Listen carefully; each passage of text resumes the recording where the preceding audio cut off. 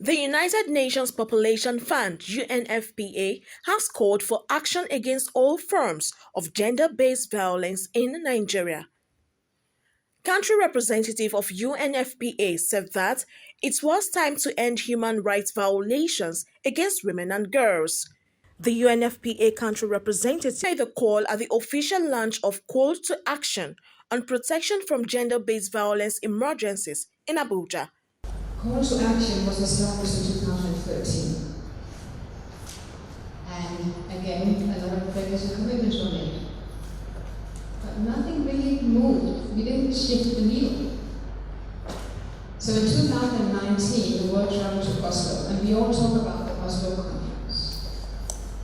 And I thought, honestly, I was in Ethiopia at the time, and I thought, this is the moment. We have realized how serious it is. And then, a few months later, the world locked down and the COVID-19 pandemic was upon us.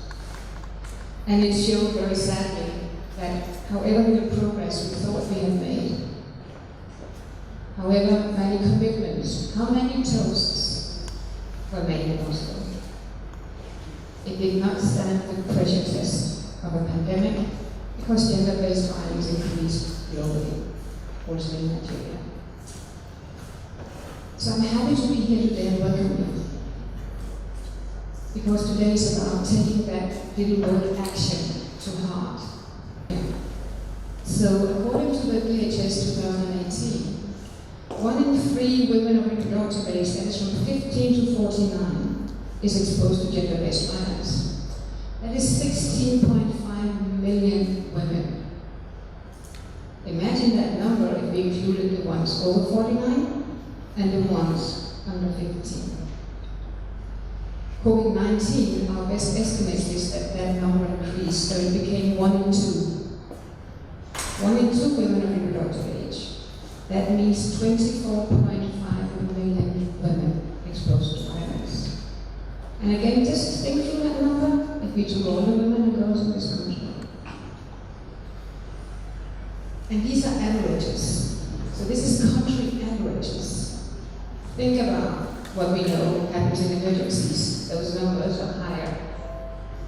So when we want to end gender-based violence in emergencies, we're going to look at a lot bigger numbers than this. It is estimated that on a daily basis, at least 10,000 women are exposed to violence in this country. So we cannot rest until all of those women have access to justice, until we have found a way to offer protection, real protection, and figured out how we make our community safe.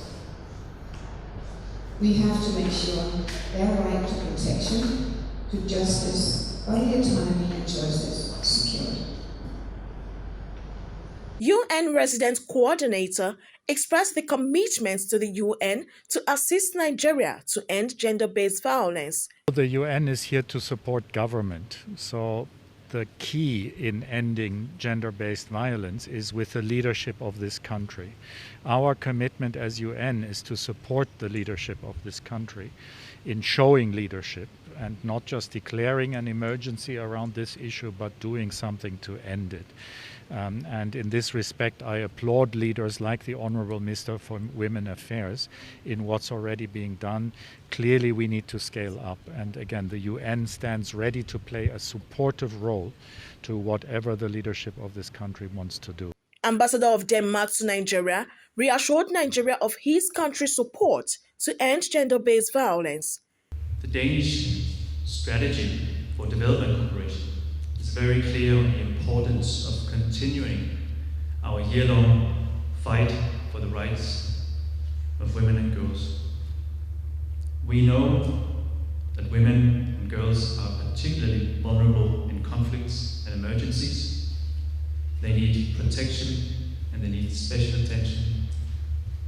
Earlier, Mrs. Pauline Tallinn, Minister of Women Affairs, pledged Nigeria's commitment to end the menace of gender-based violence.